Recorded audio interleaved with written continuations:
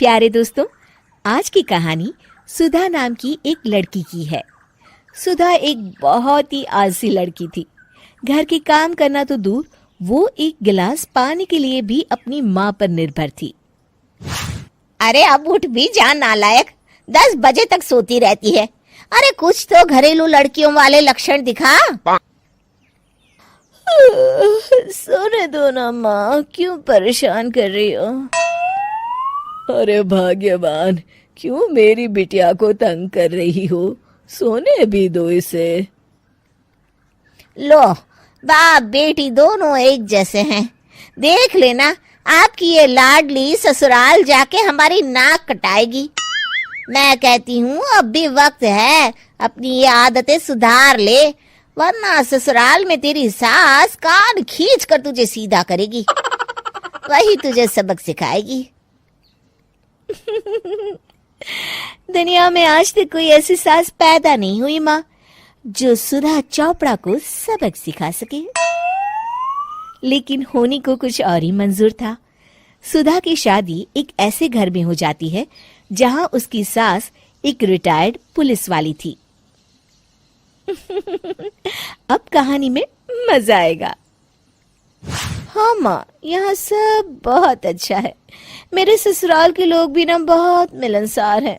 ठीक है माँ, मुझे नींद आ रही है, फोन रखती हूँ माँ। ठीक सुबह 5 बजे। अरे जल्दी उठो भाग्यवान, वरना कयामत आ जाएगी। हैं? अरे क्या हुआ? कौन सी कयामत आ जाएगी? अरे मेरी माँ आ जाएगी। तुम नहीं जानती, इस घर में सिर्फ मेरी माँ का हुक्म चलता है। सबको सुबह 5 बजे बिस्तर छोड़कर हॉल में पहुंचना ही पड़ता है। अरे अब इंसान क्या अपनी नींद भी पूरी नहीं करेगा? यहाँ मजाक चल रहा है क्या? तभी वहां सुधा की सास आ जाती है। अटेंशन! मजाक तो तू समझ रही है बाबू, ये मेरा घर है और यहाँ हर किसी को डिसिप्लिन में रहना होगा। अटेंशन!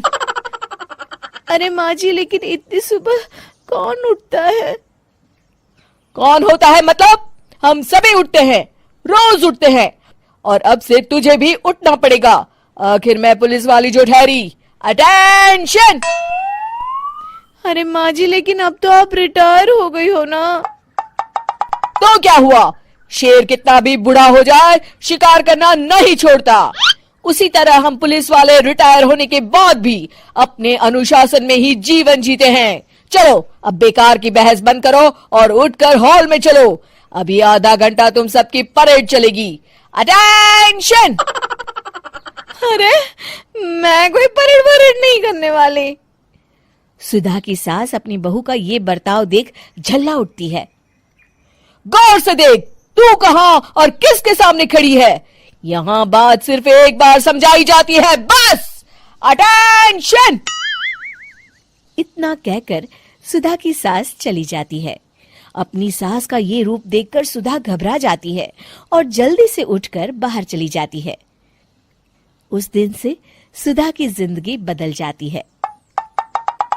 हाय, थक गई मैं तो। ये घर है या जेल? कितना काम करना पड़ता है। लाइए दीदी, 2 रोटियां और दीजिए, मुझे बड़ी भूख लगी है। ठहर जा बहू, ये तू क्या कर रही है? मैंने सबके खाने का हिसाब तय कर रखा है। तुम 4 रोटी से ज्यादा नहीं खा सकती और ये मिर्च मसाला भी नहीं चलेगा। मेरी बहुएं एकदम फिट होनी चाहिए। अटेंशन! क्यों माँ जी, आप हमें दंगल में लड़ने के लिए तैयार कर रही हैं क्या? क्या कर रही हो सुधा? माँ जी को मजाक बिल्कुल पसंद नहीं है। चुप करके खाना खा लो, इसी में भलाई है। इस तरह धीरे धीरे सुधा अपने सास के रंग में पूरी तरह रंग जाती है, लेकिन इसका उल्टा ही असर पड़ता है। सुधा अपनी सास से भी ज्यादा अनुशासन की पक्की हो जाती है।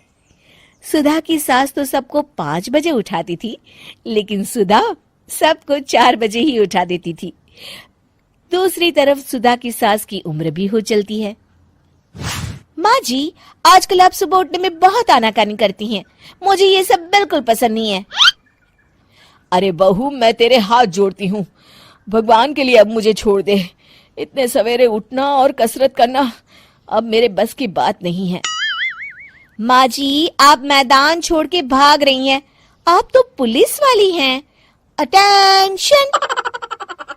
अरे अब कहाँ की पुलिस वाली, अब तो मैं रिटायर हो चुकी हूँ। बस बहुत हो गया, अब तुम सब जैसे चाहे वैसे जिंदगी जियो और मुझे भी जीने दो। अपनी सास को गिड़गिड़ाते देख सुधा मन ही मन मुस्कुराती है। इस तरह उस दिन के बाद से सुधा के ससुराल वाले एक सामान्य जीवन जीने लगते हैं।